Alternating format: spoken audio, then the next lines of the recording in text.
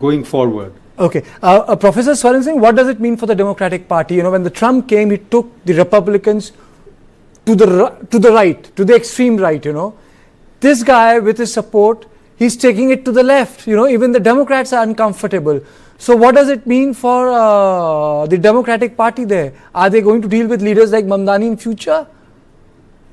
I think they will have to, because Mamdani seems to be providing a very forceful direction to the entire party. But let me say, this is part of the churn, even when he is the most visible face in that churn. You mentioned governors being elected in Virginia and New Jersey, also the lieutenant governor in Virginia. That they represent a whole spectrum of ideological variations, but they nevertheless are all younger, and they all share the common fear or anxiety or discomfort with President Trump. And that resonates, I think, with the several voters on the ground, particularly when you want to sort of come up with very, very populist formulations like free child care, universal health care, free bus rides, freezing on renting, city-run grocery. Many of these look like very, quintessentially typical Indian political kind of the populism in some ways. So is his door-to-door campaign, for example. His quoting of Jawaharlal Nehru's Tryst with Destiny speech. But let me also say that other than in some ways reflecting the nature of South Asian or Indian politics, he also in some ways reflects the politics of President Trump himself. Exactly opposite, of course, the other side of the kind of emerging divide. He is edging on aggression in that sense. You saw his speech. And, he has enormous energy. He is able to use social media like a megaphone.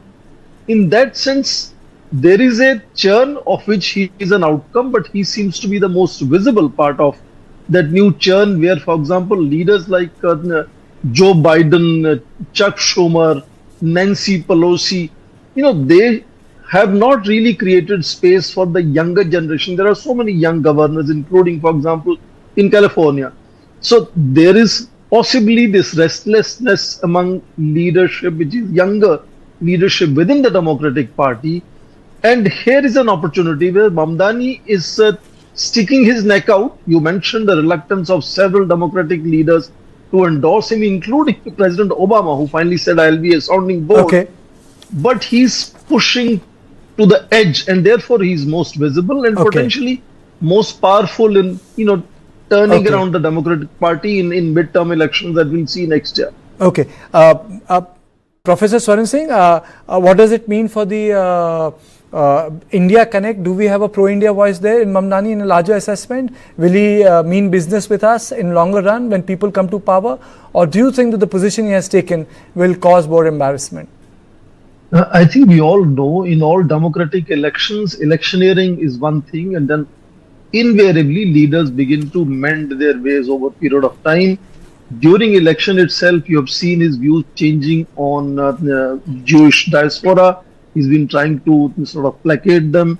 And he understands India connection is very important. He has not underlined it, neither has India kind of emphasized that connect when we are having debates in India on Mamdani.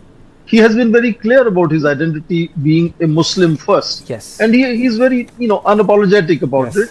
Whether his connection with India will grow in coming times, to me, that's more likely. If he wants to find a greater space in Democratic Party, then he will have to find ways and means how to connect with Indian diaspora across, ethnicity or religion or language and other things. It is an important diaspora in United States. So if he wants to work all his way up in future, we will see that also changing over a period of time. And I'm sure that he will kind of become more modest about some of his commentaries that have rattled people in India. My take, sir, is I know you people are much more